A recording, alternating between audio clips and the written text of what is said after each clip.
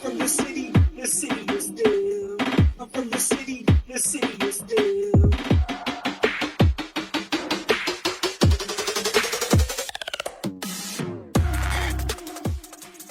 Here's another super iconic card, which could one day possibly be the most iconic card ever. It's a 1986 Fleer Michael Jordan rookie card.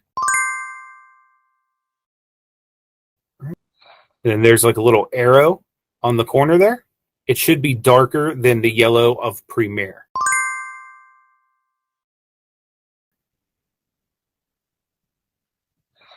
So that's one little thing. Typically, if it's a fake, that'll be the same color. The blue and red color bleed on card. The Tar Heel blue by his name because there are multiple blue colors on a reel. So the Tar Heel blue, the more lighter blue, there should be some kind of bleeding in here color-wise. Whether that bleeds out or in, you will see some bleeding of other colors in this Tar Heel blue on a real one. And you'll see clean Michael Jordan text on the front of the card. So right here will look really nice and crisp.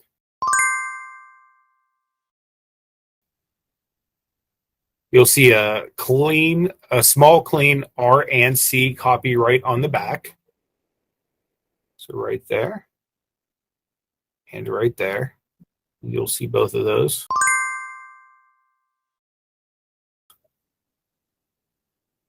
The eyeball on the Bulls logo is seen on the back.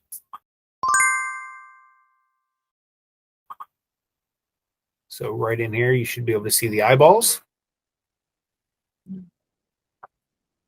A lot of times on fakes, you won't be able to.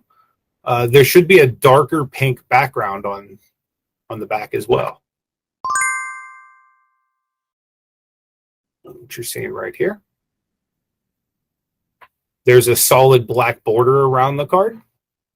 So you're seeing the black border right here on the front. Should be nice and solid. Shouldn't be any breaks in it or anything like that. Shouldn't be any parts where it gets lighter or anything like that. There is an off-white border for the thicker space on the back for centering. So you'll definitely see off-white border, and then it's typically thicker on one side just because, again, back in the day, centering was way worse than it is now. So it's very common on real ones to see that type of stuff. The F in Fleer and the P in Premier should align evenly. So you see the F and the P should be aligned right on top of each other on a real one. The Fleer logo has sharp corners and bold colors. See right here. And right here. So I want to make sure you double check those. And the black line bottom red-blue borders. So no black line at the bottom of the red and blue borders right here. If there is, that's typically a fake. Where you get into the fake, and again, you can tell just with the coloration of it. And again, that's why the color wheel is sometimes handy. And I'm almost positive they make a digital one where you can just eye drop it, and then like say you came down here, you could eye drop it again to verify it's the same like colored number or whatnot. That would probably be the fastest way to verify, because anytime the card's not real, it should be a different color. So again, the on the fake one here, the arrow is darker color than the Premier banner, and it'll have print dots on it through the loop. So again, this is why like loop and magnification is always very important. Blue and red color has no bleed on the card, the Tar Heel blue one. And you can tell that's even a little darker than the other one. There's no bleeding this time. It still has a clean Michael Jordan on the front of the card. And you can still see on the fake one, it does look still reasonably clean on the copyright logos. However, it does look a little bit more pixelated throughout. The eyeball on the Bulls logo is seen. Darker pink color background. So again, just because it's most likely been photocopied or scanned, the pink is getting a little bit darker. There's a solid black border around the card. Off-white borders they have thicker space for centering on the back. The F and the P in Premier will align evenly again. We want to make sure that the Flair logo has sharp corners. That's the most important thing. We're going to be looking for those sharp corners. And then no black line at the bottom of the red and blue borders.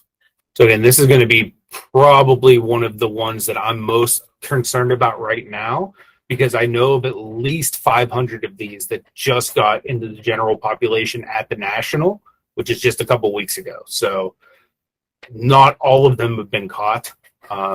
And again, like they're going to be trying to get these sent to different companies to get them authenticated so that they can make the money. Because a lot of times people don't even check. Like once it's in a slab, they're not even checking for authenticity. You know, and right now there's a big ring going around of cards that are in slabs that have been faked. Like right now, Beckett has a thing going around where at the bottom of their slab they engrave a number. It's like it's a number that starts with a P, and there's like a period in it. But if that number doesn't have a period, it typically means it's a fake that Beckett didn't actually slab themselves. There's also a lot of things going around right now with PSA's case is it's basically like the cheapest case on the industry, which means it's mass produced. So you can basically get PSA cases in China for like next to nothing. And typically what a lot of people are doing now is they're going and they're basically getting like a PSA of like, you know, say a PSA 10 LeBron James card. And then they're replacing it with another LeBron James card that is definitely not not a 10. And they're keeping the same label, putting it back in, and they're using a machine like this or even like some kind of super glue to put the slabs back together. And the best way to tell on those is the slab typically doesn't have PSA embroidered into it. Because a real PSA slab will have their logo embroidered on the actual plastic. Most of the cheap fake ones coming from China right now do not have that. So most of these guys they're actually getting smart enough to use the real PSA labels. They're just basically taking out the valuable card and replacing it with one that's of lesser quality. So that way, you know, they can regrade that card, get another 10, and person, you know, whoever gets end up screwed getting a fake card.